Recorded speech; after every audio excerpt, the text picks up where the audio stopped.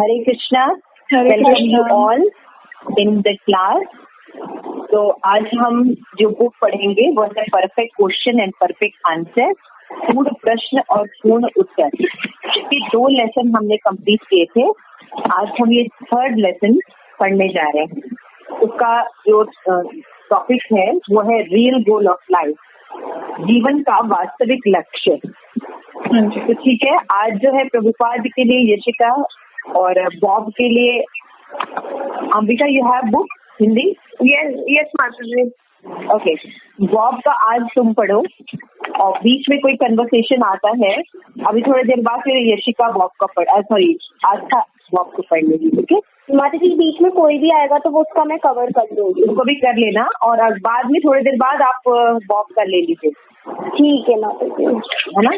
Page number 28 से आप पढ़ लीजिएगा। ओके ठीक है माता जी। पेज नंबर 28 जब शुरू होगा तो बॉब का आप पढ़ लीजिएगा। ठीक है जी माता जी। ठीक है, तो शुरू करते हैं। ओम अज्ञान तिमिरान्धस्य ज्ञानांजन श्री चैतन्य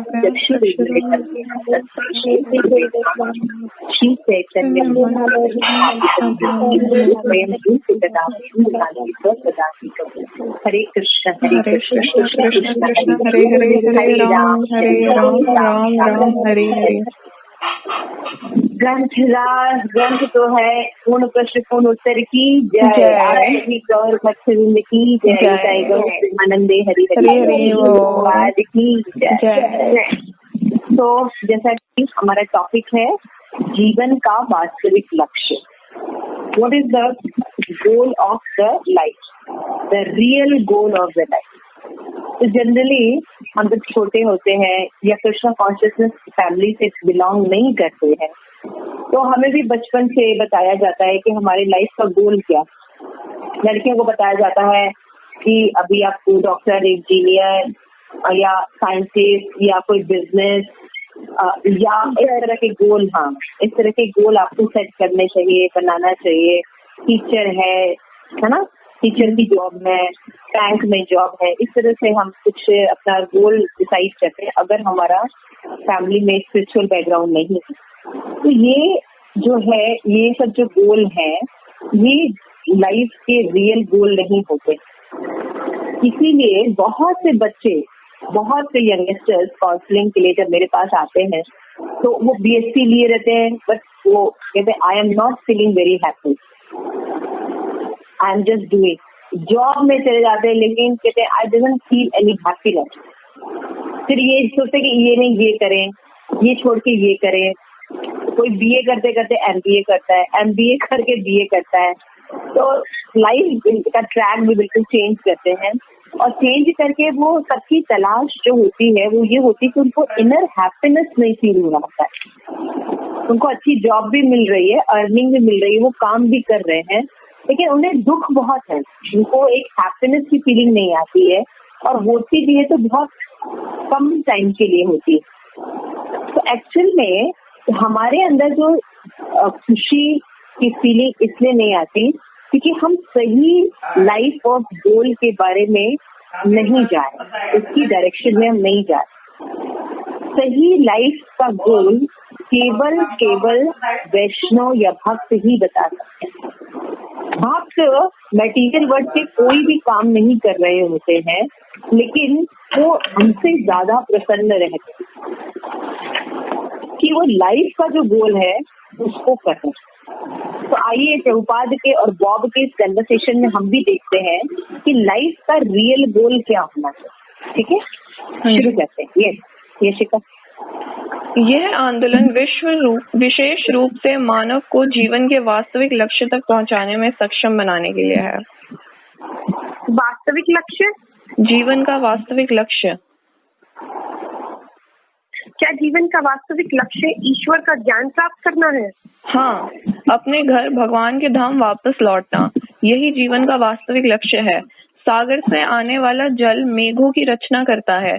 मेघ जल के रूप में बरसते हैं तथा नदी के साथ बहकर पुनः सागर में प्रवेश करना इस प्रक्रिया का वास्तविक लक्ष्य है। हम सब भगवान से निकले हैं तथा अब हम भौतिक जीवन से बाधित हैं। अतएव इस बद्ध स्थिति से निकलकर अपने घर भगवान के धाम वापस लौटना ही हमारा लक्ष्य होना चाहिए। यही जीवन का वास्तविक लक्ष्य है। मामोपेत्य पुनर्जन्म दुःखाल्यम अशाश्वतम नाप्नुवन्ति महात्मनः संसिद्धिं पराम गतः। ये भगवत गीता का मत है। यदि कोई मेरे समीप आता है वह फिर वापस नहीं लौटता। कहाँ? इस स्थान को दुःखाल्यम अशाश्वतम कहते हैं। यह स्थान दुखों का घर है। यह तथ्य सबको ज्ञात है, किंतु उन्हें तथाकथित नेताओं ने मूर्ख बना दिया है। भौतिक जीवन दुखी जीवन है। भगवान अर्थात श्री कृष्ण कहते हैं कि यह स्थान दुःखाल्यम है, यह दुखों का स्थान है तथा यह अशाश्वतम भी है, अनित्य है। आप समझौता नहीं कर सकते हैं। ठीक है, यह दुखपूर्ण है तो होने दीजिए, मैं यहाँ एक अमेरिकी अथवा भारतीय की भांति रहूंगा। नहीं, आप ऐसा भी नहीं कर सकते हैं। आप एक अमेरिकी ही नहीं रह सकते हैं। आप ऐसा सोच सकते हैं कि अमेरिका में जन्म लेकर आप अत्यंत सुखी हैं, किंतु आप अधिक समय तक एक अमेरिकी नहीं रह सकते हैं। आपको वहां से बहिष्कृत होना पड़ेगा तथा आपके अगले जन्म के विषय में आपको कुछ भी ज्ञान नहीं है। अतएव यह दुःखाल्यम अशाश्वतम है, दुखमय तथा अनित्य। यह हमारा दर्शन है। किंतु जब आपको भगवान के विषय में कुछ ज्ञान होता है तब जीवन इतना दुखमय नहीं होता है। नहीं, अल्प ज्ञान से काम नहीं चलेगा। आपको पूर्ण ज्ञान होना चाहिए। जन्म कर्म च में दिव्यम यो में वेति तत्वतः। तत्वतः का अर्थ है पूर्ण रूप से। भगवत गीता में पूर्ण ज्ञान की शिक्षा दी जा रही है। अतः हम मानव समाज में प्रत्येक व्यक्ति को भगवत गीता यथा रूप को सीखने तथा अपने जीवन को पूर्ण बनाने का अवसर प्रदान कर रहे हैं। यही कृष्ण भावनामृत आंदोलन है। आत्मा के देहांतरण के विषय में आपका विज्ञान क्या कहता है? मेरा विचार है कि विज्ञान ना तो इसकी पुष्टि कर सकता है ना खंडन। विज्ञान को इसका ज्ञान नहीं है। अतः मैं कहता हूँ कि विज्ञान अपूर्ण है। विज्ञान भी कुछ कह सकता है। विज्ञान में कहा गया है कि ऊर्जा का कभी नाश नहीं होता है, उसका रूपांतर होता है। वह ठीक है, किंतु विज्ञान को यह ज्ञात नहीं है कि भविष्य में ऊर्जा किस प्रकार कार्य कर रही है। ऊर्जा किस प्रकार व्यपवर्तित होती है, किस प्रकार भिन्न भिन्न क्रिया कौशल द्वारा ऊर्जा भिन्न प्रकार से कार्य कर रही है। उदाहरण के लिए विद्युत शक्ति भिन्न भिन्न प्रकार से प्रयोग करने के द्वारा ये हीटर तथा रेफ्रिजरेटर दोनों को चला रही है। वह दोनों एक दूसरे के विपरीत हैं, किंतु विद्युत शक्ति वही है। उसी तरह यह ऊर्जा प्राण शक्ति यह किस प्रकार निर्देशित हो रही है, यह किस दिशा में जा रही है, यह किस प्रकार अगले जन्म में फलित हो रही है, उन्हें इसका ज्ञान नहीं है। किंतु भगवत गीता में इसे अत्यंत सुगम रूप से कहा गया है। वांसांसि जीर्णानि यथा विहाय। आपने एक वस्त्र, एक कमीज पहनी है। जब यह कमीज उपयोग के योग्य नहीं रहती है तब आप इसे बदल देते हैं। उसी भांति यह शरीर भी ठीक एक कमीज या कोट की भांति है। जब यह कार्य करने योग्य नहीं रहता तब हमें इसे बदलना पड़ता है। वह हम क्या है जिसे बदलने की क्रिया करनी होती है? कौन सी वस्तु निरंतर रहती है? वह आत्मा है। एक जीवन से अगले जीवन तक वह आत्मा है। मैं कौन सा आप बोल रहा है, आप कौन सा मैं बोल रहा है, उसका परिचय है आत्मा। मेरा आत्मा आपके आत्मा से भिन्न है। हाँ, आप एक व्यष्टि आत्मा है, मैं एक व्यष्टि आत्मा हूँ। आपने स्वयं को कर्म के प्रभावों से विलग कर लिया है। यदि मैं स्वयं को कर्म के प्रभावों से विलग कर लूं, तो हमारे आत्मा अभिन्न रहेंगे या भिन्न भिन्न? सब जीवों में एक ही गुण धर्म वाला आत्मा रहता है। वर्तमान क्षण में आप जीवन की एक निश्चित धारणा के अंतर्गत हैं तथा यह आपके देशवासी कृष्ण भावना भावित भक्त जीवन की एक निश्चित धारणा के अंतर्गत थे, किंतु प्रशिक्षण के द्वारा उन्होंने जीवन की एक अन्य धारणा को अंगीकार कर लिया है। अतः चरम प्रशिक्षण ये है कि कृष्ण भावना भावित किस प्रकार बना जाए, वही पूर्णता है। यदि दो व्यक्ति कृष्ण भावना भावित हो तब क्या उनका आत्मा एक प्रकार का ही होता है? आत्मा सदैव समान ही होता है। प्रत्येक व्यक्ति में ये वैसा ही होता है? हाँ। यदि ये दोनों कृष्ण भावना में है तब क्या इनमें आत्मा समान है? आत्मा समान होता है, किंतु सदैव ही व्यक्तिगत होता है। कोई व्यक्ति कृष्ण भावनामय ना हो तब भी उदाहरण के लिए आप एक मानव हैं तथा मैं भी एक मानव हूँ। यदि मैं ईसाई नहीं हूँ तथा आप हिंदू नहीं हैं, तब भी हम मानव हैं। इसी भांति आत्मा कृष्ण भावना भावित हो सकता है अथवा नहीं भी हो सकता है, इससे कोई अंतर नहीं पड़ता, किंतु आत्मा तो आत्मा ही है। क्या आप इस विषय में मुझे और अधिक बता सकते हैं? विशुद्ध जीवन सत्व के रूप में समस्त आत्माएं बराबर है, एक पशु में भी। अतएव कहा गया है पंडिता समदर्शना। जो वास्तव में पंडित है वह बाह्य आवरण को नहीं देखते हैं, चाहे वह पशु में हो अथवा मानव में। क्या मैं इस पर एक प्रश्न कर सकता हूँ? हाँ। मैंने आत्मा को भगवान के अंश के रूप में माना है। कभी कभी मुझे ऐसा लगता है कि मैं भगवान को अनुभव करता हूँ। मैं यहाँ हूँ और आप यह कह सकते हैं कि भगवान यहाँ है। अतः यदि आत्मा मेरे अंदर है, तब क्या मुझे अपने अंदर भगवान को अनुभव करने में समर्थ होना चाहिए? संपूर्ण भगवान नहीं, मेरा तात्पर्य है कि एक भगवान का एक अंश। किंतु मैं अपने में भगवान को अनुभव नहीं करता हूँ, किंतु भगवान यहाँ हो सकते हैं, विलग, मुझसे विलग। किंतु क्योंकि मेरा आत्मा भगवान का अंश है, ऐतवे क्या मुझे अपने अंदर भगवान की अनुभूति होनी चाहिए? हाँ, भगवान अंदर भी है, भगवान सर्वत्र है, भगवान अंदर है, बाहर भी है, ये ज्ञात होना चाहिए। आपको अपने भीतर भगवान की अनुभूति किस प्रकार होती है? प्रारंभ में नहीं होती है, किंतु आपको शास्त्रों वैदिक ज्ञान से ज्ञात करना चाहिए। उदाहरण के लिए भगवद गीता में कहा गया है, ईश्वरा सर्वभूतानां हृदयेश अर्जुन तिष्ठति। भगवान प्रत्येक प्राणी के हृदय में है, परमाणु चंद्र चरस्थम। भगवान प्रत्येक अणु में भी है। यह प्राथमिक ज्ञान है। तत्पश्चात यौगिक प्रक्रिया से आपको इसका साक्षात्कार करना होता है। यौगिक प्रक्रिया? हाँ। क्या हरि कृष्ण का जप ऐसी ही एक प्रक्रिया है? हाँ, ये भी नहीं, सॉरी, ये बहुत सही है, वो मिसप्रिंट है। ये शिव प्रभुपाद कह रहे हैं, हाँ यह भी एक यौगिक प्रक्रिया है। अच्छा, ओके, हाँ ये भी एक यौगिक प्रक्रिया है। इस ज्ञान का अनुभव करने के लिए, अंदर आत्मा का अनुभव करने के लिए मुझे किस प्रकार की यौगिक प्रक्रिया करनी चाहिए? हाँ, यौगिक प्रक्रिया अनेक है, किंतु इस युग के लिए यह प्रक्रिया अत्यंत उत्तम है। कीर्तन? हाँ। इसके माध्यम से मैं भगवान को न केवल बाहर अपितु अंदर भी अनुभव कर सकता हूँ। आप भगवान विषय प्रत्येक तथ्य समझ जाएंगे। भगवान किस प्रकार अंदर हैं, किस प्रकार भगवान बाहर हैं तथा भगवान किस प्रकार कार्य कर रहे हैं, सब कुछ स्पष्ट हो जाएगा। सेवा की इस प्रवृत्ति से भगवान स्वयं को निरावरण कर देंगे। आप अपने प्रयास से भगवान को नहीं समझ सकते। यदि भगवान स्वयं को प्रकट करें तभी आप उन्हें समझ सकते हैं। उदाहरण के लिए जब रात्रि में सूर्य आपकी दृष्टि से ओझल रहता है, तब आप इसे दीपक के प्रकाश अथवा अन्य किसी प्रकाश के द्वारा नहीं देख सकते हैं, किंतु प्रातः काल आप बिना किसी दीपक के प्रकाश के स्वयं सूर्य को देख सकते हैं। इसी भांति आपको ऐसी स्थिति का निर्माण करना होता है, स्वयं को ऐसी स्थिति में डालना होता है जिसमें भगवान प्रकट हो जाए। ऐसा नहीं है कि किसी विधि से आप भगवान से कह सकें कृपया आइए मैं आपके दर्शन करूंगा। नहीं, भगवान आपके आदेश वाहक नहीं है। वे अपने आप को प्रकट करें, इसके लिए आपको भगवान को प्रसन्न करना होता है। क्या ये ठीक है? हाँ। हमें ये कैसे पता चले कि हम भगवान को कब प्रसन्न कर रहे हैं? जब हमें उनके दर्शन हो तब आप समझ जाएंगे। ठीक वैसे ही जैसे जब आप भोजन करते हैं तब आपको किसी से पूछने की आवश्यकता नहीं पड़ती कि आपको शक्ति का अनुभव हो रहा है या नहीं, अथवा आपकी शुद्धा संतुष्ट हुई या नहीं।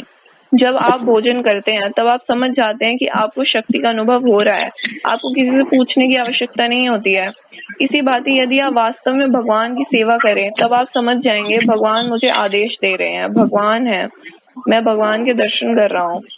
ठीक है, यहाँ तक हम अभी इसको क्लियर करते हैं क्योंकि लंबा पढ़ेंगे तो फिर हमें क्लियर नहीं होगा। थैंक यू सो मच, आपने बहुत अच्छे से पढ़ा और आप देख रहे हैं कि कितने इम्पोर्टेंट और कितने उलझे हुए टॉपिक्स हैं और हमें भी समझना है ना। हाँ जी। तो पहले हाँ, बॉब है वो यही पूछ रहा है प्रभुपाद से कि जीवन का वास्तविक लक्ष्य क्या है। तो प्रभुपाद उसको यही समझाते हैं कि जीवन का वास्तविक लक्ष्य है कि हम अपने घर भगवत धाम वापस चले जाए। तो इसका क्या मतलब है कि हमें ये समझना होगा कि मतलब जहाँ हम रह रहे हैं अभी, तो क्या ये मेरा घर नहीं है? तो प्रभुपाद इसका आंसर देते हैं, नहीं, ये हमारा घर नहीं है। हम यहाँ पे फॉरेनर हैं, दूसरे देश के हैं, इसीलिए हमें यहाँ पे दुख मिलता है। तो ये जो जगह है इसका नेचर कैसा है? इसका नेचर है दुखालय और दूसरा अशाश्वत। भगवद गीता में भी भगवान ने कहा है कि ये जगत जो है ये दुखालय है और अशाश्वत। तो ये वैष्णव फिलॉसफी है भौतिक जगत के प्रति, है ना। भौतिक जगत के पीछे वैष्णव फिलॉसफी क्या है? ये जगत दुखालय अशाश्वत। हाँ, तो वैष्णव फिलॉसफी क्या है? ये जगत दुखालय और अशाश्वत। तो ये जानना बहुत जरूरी है। जैसे ये बात आपको क्लियर होगी कि हम यहाँ के नहीं हैं और यहाँ पे अगर हम अपने आप को बनाए रखते हैं तो हमें दो चीजें को सामना करना पड़ेगा, वो है दुख और दूसरा हमेशा टेम्परेरी हर चीज रहे। अच्छा, हम हर चीज सुख में चाहते हैं और परमानेंट भी चाहते हैं, राइट। तो ये आत्मा का नेचर। भगवान बता रहे हैं कि भगवद गीता का एक श्लोक बता रहे हैं कि मामू पे से पुनर्जन्म दुखालय। अगर तुम इन दुखों के से वापस निकलना चाहते हो और भगवत धाम अपने घर वापस जाना चाहते हो तो नानो महात्मा संसीम कराम करता। तो क्या करना होगा? मतलब भगवान के लोगों की भक्ति करनी पड़ेगी, प्रोसेस फॉलो करना पड़ेगा और मेरे धाम को जब वापस आ जाओगे तो वहां से तुमको वापस यहाँ पे दुख में आने का कोई मतलब नहीं है। तो प्रभुपाद ने जब ये बात समझाई कि ये जगत जो है ये दुखालय है और अशाश्वत है, तो बॉब ने इसको और अच्छे समझने के लिए प्रश्न पूछे। तो प्रभुपाद बताते हैं कि मान लीजिए आप अमेरिकी हैं, लेकिन आप कितने दिन तक अमेरिकी बने रहे, है ना। आपकी मृत्यु होने के बाद आपको नेक्स्ट कौन सा शरीर प्राप्त होगा ये आप नहीं जानते। आप कौन से देश में जाएंगे, कौन से प्लैनेटरी सिस्टम में जाएंगे। तो ये क्या है कि टाइम पीरियड के लिए आपको मिला, है ना। तो इस तरह से ये जगत जो है इसमें सभी लोग जो है, सभी प्राणी एक चीज का अनुभव करते हैं, वो दुख। आप हर चीज सुखाले करने की कोशिश करते हैं, ये करेंगे तो सुख मिलेगा, ये करेंगे। हम तरह तरह की चीजें करके देखते हैं, लेकिन हम देखते हैं कि हमें सुख नहीं मिलता, बल्कि और दुखों को हम बढ़ा लेते हैं, है ना। तो भगवान यहाँ पे समझाने की कोशिश कर रहे हैं कि ये जगत की ही प्रॉब्लम है, तो यहाँ से निकलना चाहिए और हमारे जीवन का लक्ष्य यहाँ पे टिके रहने वाले ज्ञान में नहीं लगाना चाहिए। यहाँ से हमें भगवत धाम ले जाए इस ज्ञान की ओर केंद्रित करना चाहिए। तो प्रभुपाद कहते हैं कि अगर हम इस मटेरियल वर्ल्ड का ज्ञान खाली लेंगे तो वो ज्ञान कैसा है? अल्प ज्ञान, बहुत कम ज्ञान है, वो अधूरा ज्ञान है, अपूर्ण ज्ञान है और त्रुटियों से युक्त ज्ञान। उसका रिजल्ट क्या होता है? उसका रिजल्ट ये होता है जब हाफ नॉलेज होता है तो मोर डेंजरस हो जाता है ना। तो भगवान बताते हैं कि भगवद गीता में बताते हैं कि जन्म कर्म च में थे। भगवान के जन्म और भगवान के कर्म को, यानी भगवान के लीलाओं को, गुणों को, इनको स्मरण करना चाहिए भक्तों के बीच में। तो क्या होता है? हम इस अनित्य जगत से वापस निकल जाएंगे, क्योंकि जब हम भगवान के जन्म को समझेंगे कि भगवान का जन्म हमारे जैसे बच्चे होते हैं वैसे जन्म नहीं होता, भगवान प्रकट होते हैं, है ना। भगवान जो है कभी मरते नहीं है, भगवान का शरीर सच्चिदानंद होता है, भगवान में कभी जरा, व्याधि, बुढ़ापा, मृत्यु नहीं होता है और भगवान सदैव शाश्वत रहते हैं, है ना। जब ये सब बातें हम जानते हैं तब हमको ये पता चलता है कि हम उनके अंश हैं, लेकिन अपनी गलत इच्छाओं की वजह से हम यहाँ फंसे हुए हैं और जन्म, मृत्यु, जरा और व्याधि को ढो रहे हैं। तो जब हम भगवान की लीलाओं को 11वें स्कंद में, कल मैंने क्लास में बताया था कि 11वें स्कंद के 11वें अध्याय में उद्धव को भगवान जब ज्ञान देते हैं तो वो बताते हैं कि हे उद्धव, यदि कोई व्यक्ति मेरे कीर्तन मेरे गुणगान, मेरी लीलाओं का स्मरण करता है, पढ़ता है, नाटक करता है, भक्तों के द्वारा सुनता है, तो उसको क्या हो जाएगा, जो लोक पावना, वो उसको पावन बना देगी और क्या कर देगी, सुभद्रा, उसके जीवन में मंगल का निर्माण कर देगी। और क्या कर देगी, अगर वो इस भक्ति का प्रोसेस फॉलो करता है तो वो मेरे धाम को वापस आ जाएगा, क्योंकि उसकी मति एकमात्र मेरे में स्थिर होगा। तो सोचना चाहिए, तो भगवान का जन्म कर्म जब हम समझ जाएंगे, तत्वतः समझ जाएंगे, तो हमें दोनों सिस्टम के बारे में अच्छे से ज्ञान हो जाएगा कि मटीरियल वर्ड ये है और स्पिरिचुअल वर्ड जो ये है। मैं स्पिरिचुअल हूँ और गलत चीजों के आने के कारण मुझे दुख मिलता है। तो हम क्या करेंगे, निकलने का प्रोसेस ढूंढेंगे और अपने घर भगवत धाम वापस जाना हमारा लक्ष्य होगा, उस ज्ञान में हम लगेंगे। तो कृष्ण भावनामृत आंदोलन इसी कार्य के लिए लगा हुआ। हमें हमारे जीवन का लक्ष्य जो हम भूल गए हैं, कृष्ण, उनको हमारे जीवन में वापस ले। फिर बोलते हैं, बॉब का एक प्रश्न है तो उसको समझाते हैं प्रभुपाद कि आत्मा का देहांतरण, मतलब आत्मा का जब शरीर त्यागता है तो दूसरे शरीर में जाता है, इसके बारे में साइंस में किसी प्रकार का कोई नॉलेज है? तो बॉब कहता है कि थोड़ा बहुत एक्सप्लेनेशन है, लेकिन बहुत ज्यादा एक्सप्लेनेशन नहीं है आत्मा के बारे में साइंस में, क्योंकि साइंस में आत्मा के बारे में ज्यादा कोई जानता नहीं। तो प्रभुपाद यही समझाते हैं कि देखो वो नॉलेज कितना अधूरा है, जबकि ये जो भगवान के द्वारा प्रदत्त ज्ञान है भगवत गीता का, ये पूर्ण नॉलेज है। इसमें पूर्ण ज्ञान दिया गया है, मटीरियल वर्ल्ड के बारे में भी नॉलेज दिया गया है और हमारे अपने इंटरनल स्वभाव के बारे में भी नॉलेज दिया गया है। तो प्रभुपाद बताते हैं कि जैसे अगर हमारे पास एक इलेक्ट्रिसिटी है ना, इलेक्ट्रिसिटी को अगर हम एक फ्रिज से जोड़ दें तो उसमें कैसी वस्तुएं निकलेंगी, ठंडी निकलेंगी ना, ठंडा पानी, ठंडा आइसक्रीम, हर चीज ठंडी निकलेगी। लेकिन उसी इलेक्ट्रिसिटी को अगर हम गीजर से जोड़ दें तो गीजर और हीटर से क्या चीज निकलेगी, गर्म पानी गर्म करेंगे, है ना। तो इलेक्ट्रिसिटी तो एक ही है, लेकिन यूज उसका अलग अलग। उसी तरह से मतलब भगवान की शक्ति, उसी तरह से ऊर्जा जो है, यानी कि प्राण शक्ति है, ये किस प्रकार निर्देशित होती है ना। अगर वो मटेरियल भोगना चाहती है तो यहाँ जन्म लेती है, लेकिन अगर आत्मा को ये बात समझ में आ जाती है कि मैं यहाँ से बिलोंग नहीं करता, मैं कुछ भी यहाँ पे कर लूं, मैं एक तो सदैव दुखी रहूंगा और दूसरा अशाश्वत रहेगा और दुख जो है बहुत मात्रा में रहेगा। तो अगर मुझे सुखी होना है और शाश्वत होना है तो हमें अपने घर वापस जाना पड़ेगा। तो हम इस प्रोसेस को फिर फॉलो करें। प्रभुपाद यहाँ पे बताते हैं कि ये जो शरीर का परिवर्तन है, ये ऐसा होता है जैसे कोई एक वस्त्र पहना हुआ, वो वस्त्र फट जाए, पुराने हो जाए, तो हम क्या करते हैं, वो वस्त्र चेंज करके हम नए ले लेते हैं। उसी तरह से आत्मा में ये जो शरीर है, जब ये बनता जीवाणु हो जाता है, जब ये फट जाता है, खराब हो जाता है, तो दूसरा शरीर हमारी इच्छाओं के अनुसार प्राप्त होता है। तो इस तरह से ये देहांतरण होता है, लेकिन इसका नॉलेज मटेरियल लोगों के पास नहीं।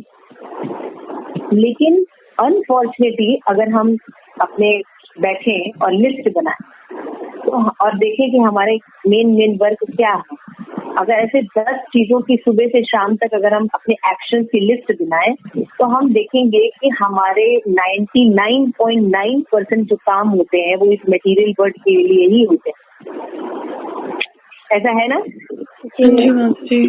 ये अंबिका ऐसा है? हाँ जी मेरा तो पूरा रूटीन ही है। यस। तो इसका रिजल्ट क्या होता है? A big zero. एक इस लाइफ में भी हम इतना दुख उठाते हैं उसको करने के लिए, और रिजल्ट भी क्या मिलता है? आगे भी दुख।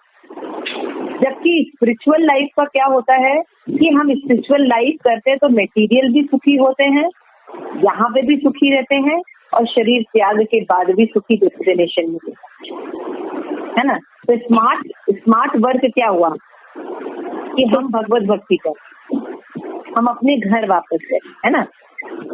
फिर श्रील प्रभुपाद ने पूछा बॉब से, बॉब ने पूछा कि अच्छा ठीक है, ये जगत तो टेम्परेरी है, लेकिन शाश्वत क्या चीज है? तो प्रभुपाद बताते हैं वो है आत्मा। तो बाप पूछता क्या आत्मा हर जन्म में रहती है? प्रभुपाद कहते हैं हाँ, आत्मा जो है हमेशा रहती है ना। और बॉब ने एक क्वेश्चन पूछा कि क्या हर आत्मा अलग अलग होती है? मेरी आत्मा, आपकी आत्मा, इधर जितने लोग हैं इन सबकी आत्मा क्या अलग अलग होती है कि एक होती है? प्रभुपाद बताते हैं आत्मा अलग अलग होती है, सबकी आत्मा अपनी अलग अलग होती है। इसको कहते हैं व्यष्टि, पर्सनल। सबकी आत्मा अलग अलग होती है, लेकिन आत्मा का जो गुण होता है, जो सच्चिदानंद, सत्य, चित्त और आनंद से बना हुआ, ये मटेरियल सब में एक होता है। समझ रहा है? सबकी आत्मा में एक चीज क्या है? सच्चिदानंद गुण, लेकिन सबकी आत्मा डिफरेंस होती है। शिल्पी पर यहाँ पे बताते हैं। तो फिर वो बताता है, बॉब पूछता है कि यदि दो व्यक्ति कृष्ण भावना अमृत हो तो आत्मा एक ही प्रकार की होगी, यानी एक ही गुण होगा दोनों में? प्रभुपाद कहते हैं चाहे कृष्ण भावना अमृत हो या ना हो, सदैव आत्मा का गुण सच्चिदानंद से ही रहता है। प्रभुपाद एक एग्जाम्पल दे रहे हैं, जैसे तुम ईसाई हो और मैं हिंदू, अगर मैं ईसाई न हूँ और तुम हिंदू ना हो, तब भी हम एक आत्मा, और आत्मा का जो गुण है सच्चिदानंद। अभी समझ में आया मतलब? हाँ जी माता जी।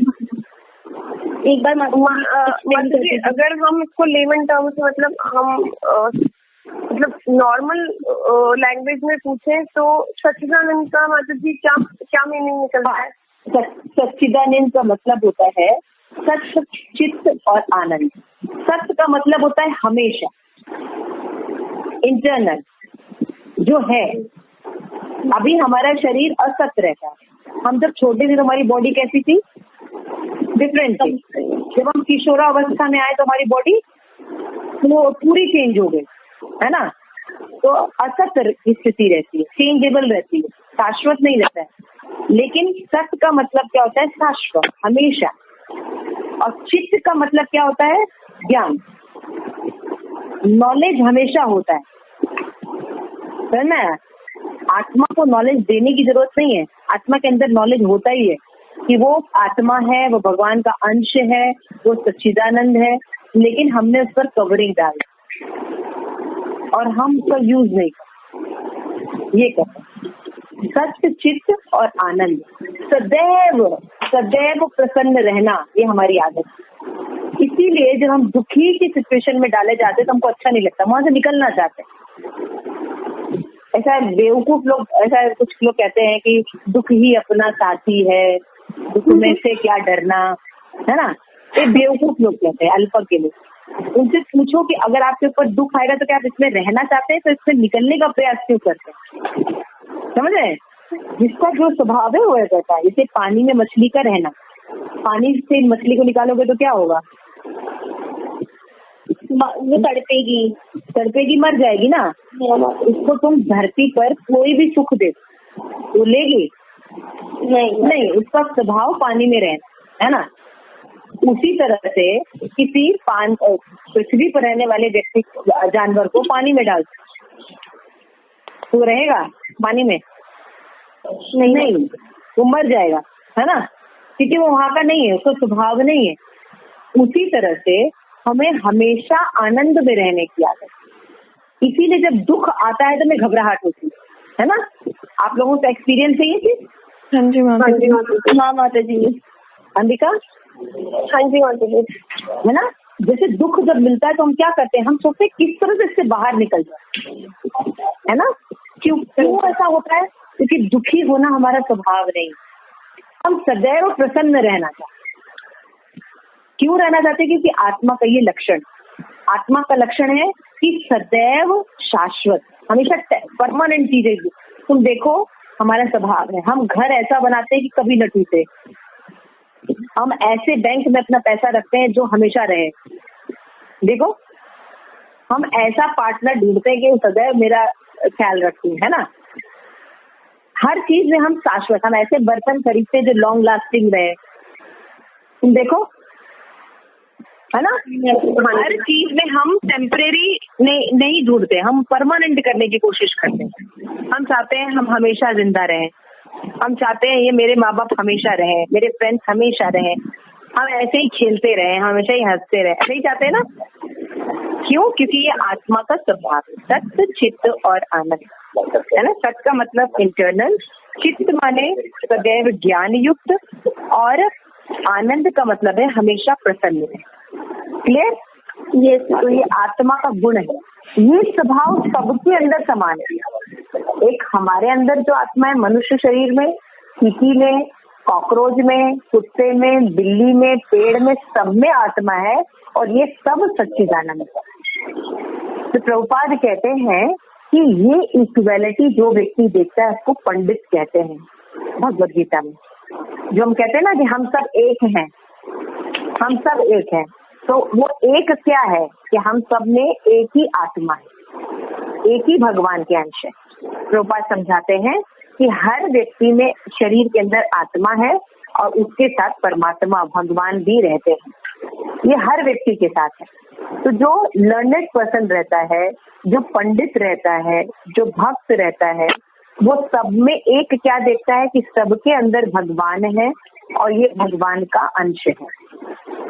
वो कुत्ते में, बिल्ली में, आदमी में, औरत में भेद नहीं करते, तो क्या सोचते हैं ये भगवान का है और इसके अंदर भगवान रहे। ठीक है, यहाँ तक समझ में आया? किसी का कोई प्रश्न? नहीं, भगवद गीता में कहा गया है ये जो एक देखने की बात है, पंडिता समदर्शिना, वो है आत्मा और परमात्मा को देखना। तो प्रभुपाद कहते हैं, बॉब प्रश्न पूछता है कि यानी हम सब भगवान के अंश हैं और हम भगवान का अनुभव कर सकते हैं। तो प्रभुपाद कहते हैं हाँ, हम भगवान के अंश हैं और भगवान का अनुभव तब कर सकते हैं जब हमें कोई प्रामाणिक प्रोसेस फॉलो करेंगे। लेकिन प्रामाणिक प्रोसेस फॉलो करने का ये मतलब नहीं है कि भगवान प्रकट हो जाएंगे। भगवान अगर कृपा करें तब वो किसी के पास अपने आप को रिवील आउट कर सकते हैं। समझ में आया? श्री कृष्ण नाम आदि न भवेत ग्राम इंद्रिय, सेवन मुखे ही जीवा दो स्वयं में सूर्य का।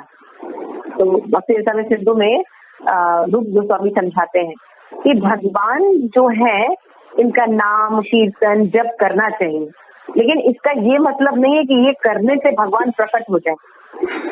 भगवान जब चाहेंगे, प्रसन्न होंगे, तब वो आपको रिवील आउट कर सकते हैं।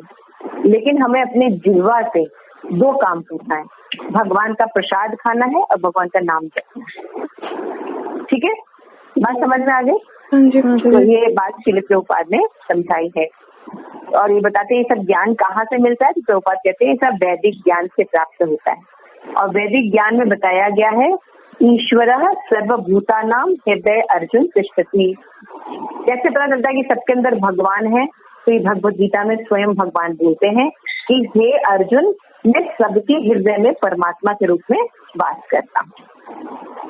तो बॉब पूछता है ये कैसे हम जान सकते हैं? तो प्रभुपाद बताते हैं कि यौगिक क्रिया के द्वारा जान सकते हैं। तो बॉब कहता है कि क्या एक ही यौगिक प्रक्रिया होती है? प्रभुपाद कहते नहीं, अनेक यौगिक प्रक्रियाएं हैं, अनेक योग हैं, योग सिस्टम है, लेकिन जो ये संकीर्तन योग है ये बेस्ट है। हरे कृष्ण कृष्ण कृष्ण कृष्ण हरे हरे, हरे राम राम राम हरे हरे। जब हम इस सिस्टम को, इस योग की प्रक्रिया को पालन करते हैं तो हमारा योग हो जाता है भगवान के साथ ऑटोमेटिकली, और बहुत शीघ्र होता है। क्योंकि इसलिए भगवान को, राधा रानी को पुकारते हैं तो वो हमें भगवान से कनेक्ट कर देते हैं। तो प्रभुपाद यहाँ पे बताते हैं कि किस तरह से भगवान अंदर भी है और बाहर भी, है ना। भगवान अंदर भी होते हैं, सबके अंदर भी हैं परमात्मा के रूप में, मैंने भी बताया, और बाहर भी हर एटम में भगवान रहते हैं, है ना। तो यहाँ पे प्रभुपाद एग्जाम्पल देते हैं कि जिस तरह से अगर सुबह सूरज निकलता है तो हम उसको देख सकते हैं, आईज है तो हम देख सकते हैं कि सूरज निकला हुआ। लेकिन रात में अगर सूरज चला जाए, नहीं रहता, तो हम लाइट टॉर्च जला लें, दिया जला लें, हमें सूरज नहीं दिखाई देगा, है ना। लेकिन अगले दिन सुबह जब समय होगा तो फिर से सूरज निकलेगा और हमें दिखाई देगा। उसी तरह से भगवान जो है अपने आप प्रकट होते हैं और जीव को रिवील आउट करते हैं। तो यहाँ तक हमने पढ़ा था, फिर आगे श्याम सुंदर से पढ़ना शुरू करें। यहाँ तक किसी का कोई प्रश्न है कि जीवन का वास्तविक लक्ष्य भगवत धाम जाना होना चाहिए, न कि मटेरियल नॉलेज गेन करना।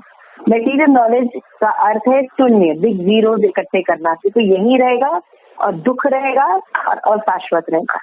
जबकि हमारा जो भगवत गीता का ज्ञान है ये हमें इंटरनल अपनी पर्सनल लाइफ की तरफ, जो हमारा स्वभाव है उसकी तरफ लेके जाता है और हम सदैव प्रसन्न रहते हैं।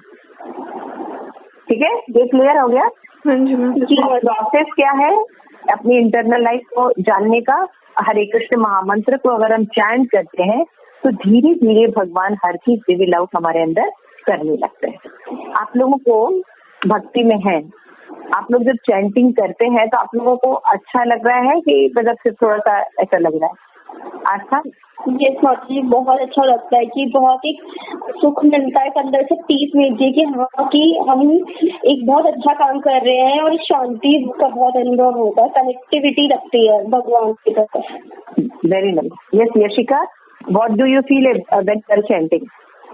माता जी, मैं अभी तो बस यही कोशिश करती हूँ कि मैं ध्यान पूर्वक जप करूँ, जो मैं जप कर रही हूँ मैं उसका श्रवण ध्यान से करूँ, और मैं हर बार अपने आप को ये याद दिलाने की कोशिश करती हूँ कि नाम में और भगवान में कोई अंतर नहीं है। तो ये सोच के मैं चैंट करती हूँ, तो मतलब ताकि मैं ज्यादा ध्यान से कर सकूँ।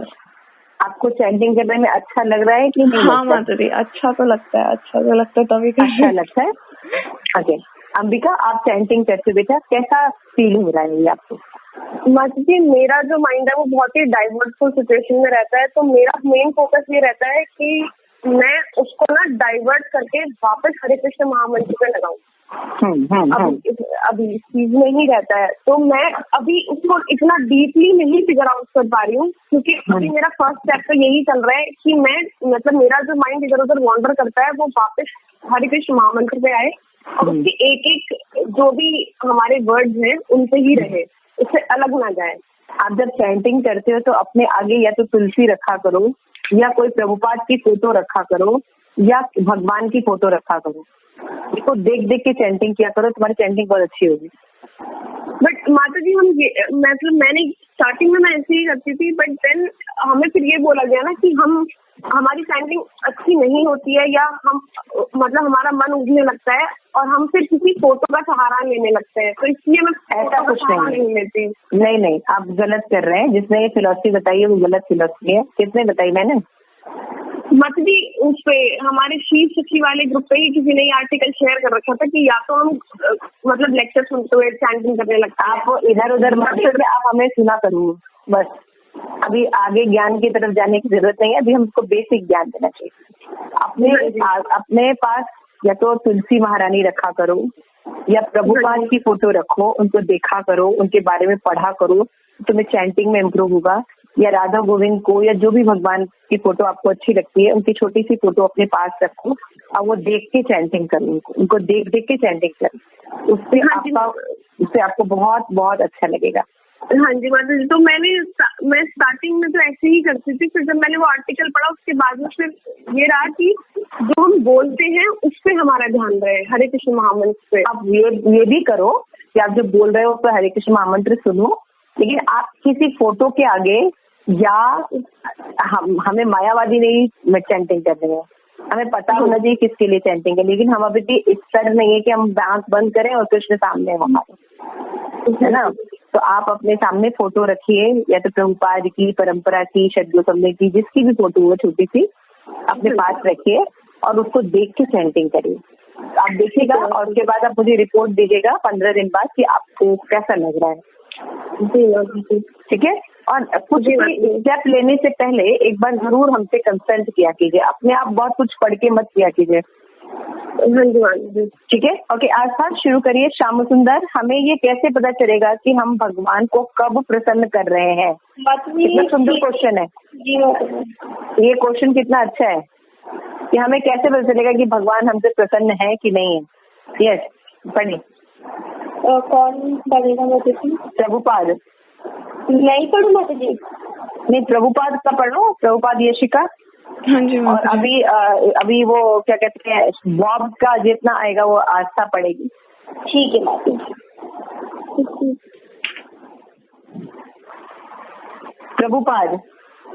जब हमें उनके दर्शन हो तब आप समझ जाएंगे, ठीक वैसे ही जैसे जब आप भोजन करते हैं तब आपको किसी से पूछने की आवश्यकता नहीं पड़ती कि आपको शक्ति का अनुभव हो रहा है या नहीं, अथवा आपकी शुद्धा संतुष्ट हुई या नहीं। जब आप भोजन करते हैं तब आप समझ जाते हैं कि आपको शक्ति का अनुभव हो रहा है, आपको किसी से पूछने की आवश्यकता नहीं होती।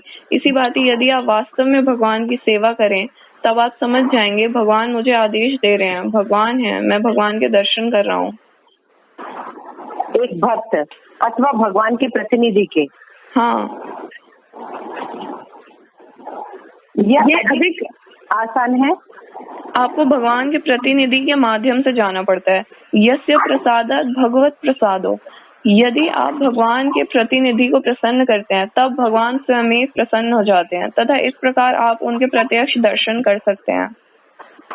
बॉब, भगवान के प्रतिनिधि को किस प्रकार प्रसन्न करें? आपको उनकी आज्ञा का पालन करना चाहिए, बस यही। भगवान के प्रतिनिधि गुरु हैं, वे आपको यह वह करने को कहते हैं कि यदि आप वैसा करें तो यह प्रसन्न करना होता है। यस्य प्रसादा न गति कुतोपि। यदि आप उन्हें अप्रसन्न कर दें तब आप कहीं के भी नहीं रह जाते। अतएव हम गुरु की उपासना करते हैं। साक्षात धरेत्वेन समस्त शास्त्रे रुक्तस्तथा भव्यत एव सद्भि। गुरु को भगवान के रूप में स्वीकार करना चाहिए। समस्त शास्त्रों का यही आदेश है।